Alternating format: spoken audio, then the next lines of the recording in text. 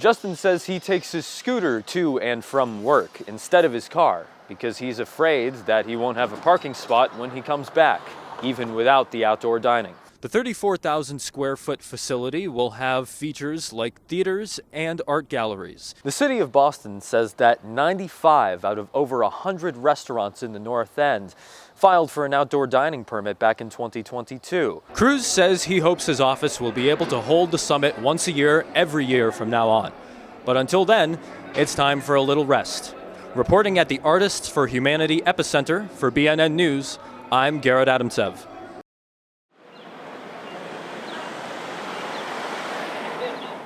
It's a busy Tuesday morning in Boston's North End, but is it too busy for street-side restaurant seating?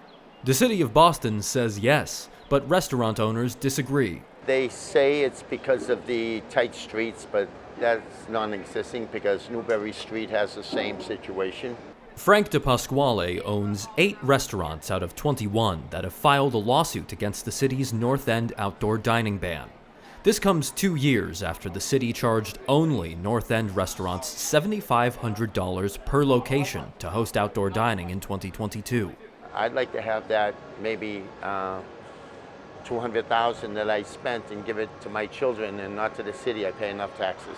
The city's website mentions high foot traffic, restaurant density, and narrow streets as reasons for the ban, but Carla Gomez isn't convinced. Her restaurants, along with the others involved in the lawsuit, closed for 2 hours on March 28th to protest the ban and raise awareness of the North End side of the story. That once the residents in other neighborhoods and people find out that they've been lied to, that they've been disillusioned through this whole thing, we really believe that they would be more inclined to want outdoor dining. For a lifelong resident of the North End, outdoor dining was a useful addition to the area following the COVID-19 pandemic, but it had its problems. There was, trash in every area of the city. You couldn't move your car, like I said, to go down half these streets because most of them were being blocked. Justin Derrick is a North End native and car owner who could always use more space on the road here. But he's optimistic about the restaurant scene, even with the ban in place. I see their restaurants are always jammed. I see lines down the street of different restaurants all the time, and it's good. That's what you want. We want this neighborhood to be vibrant, to be making money. The North End is the best neighborhood in the city of Boston, and everybody knows it. The city of Boston says that 95 out of over 100 restaurants in the North End filed for an outdoor dining permit back in 2022, but regardless is holding steady on this upcoming season's ban.